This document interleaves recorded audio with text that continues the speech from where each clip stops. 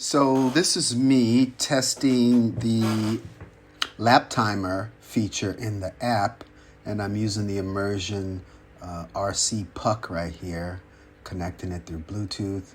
And I'm actually using the RadioMaster AX12 here, which has basically an Android tablet backend. This feature was specifically built for iOS users because this device was not supported, but as you can see, it also works on Android. 3, 2, 1, go. So the first two laps here track pretty consistently, and you'll see that the last lap seems a bit short, and you can actually change the threshold to make FPV, new best, 13.5. to make it more or less sensitive.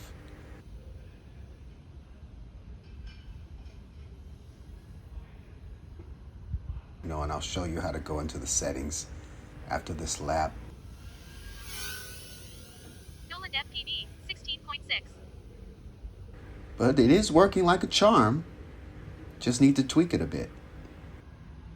FPV, new best, 9.4. So this last lap triggered a bit early. This is how you can tap on the threshold to actually change it to a specific RSSI, or you can use the slider.